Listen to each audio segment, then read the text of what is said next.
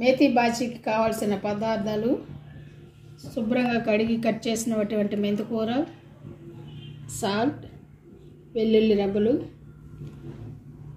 కరివేపాకు, ఉల్లిపాయలు, పచ్చిమిర్చి, కొత్తిమీర, పసుపు, కొబ్బరి తరుగు, పోపు దినుసులు. నేను చేయలేదు. స్టవ్ వెలిగించుకొని ప్యాన్ పెట్టుకొని ఆయిల్ వేసుకొని పోపు దినుసులు,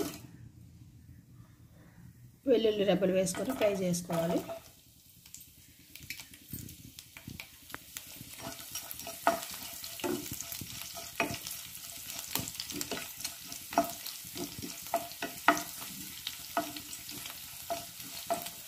ఇవి కొద్దిగా ఫ్రై అయిన తర్వాత ఆనియన్ ముక్కలు, పచ్చిమిర్చి తరిగి వేసుకొని ఫ్రై చేసుకోవాలి.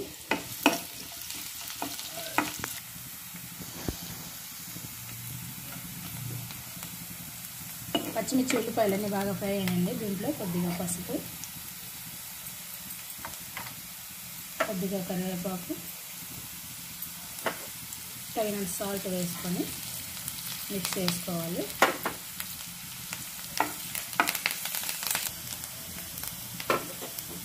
తర్వాత శుభ్రంగా కడిగినటువంటి మెంతికూర వేసుకోవాలి.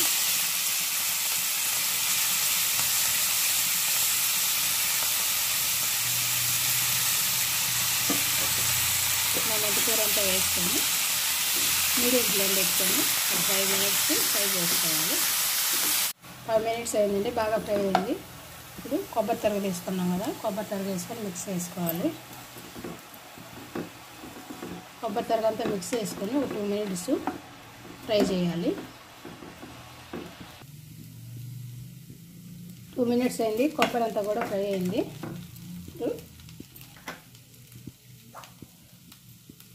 కొత్తిమీర వేసుకొని మిక్స్ చేసుకొని స్టవ్ ఆఫ్ చేసుకోవాలి. ఇలా ఎంతో టేస్టీగా ఉండే మేతి బాజీ రెడీ. రైస్లో కానీ చపాతీలో కానీ చాలా టేస్టీగా ఉంటుంది. దీన్ని ఒక బౌల్లో సర్వ్ చేసుకున్నాం.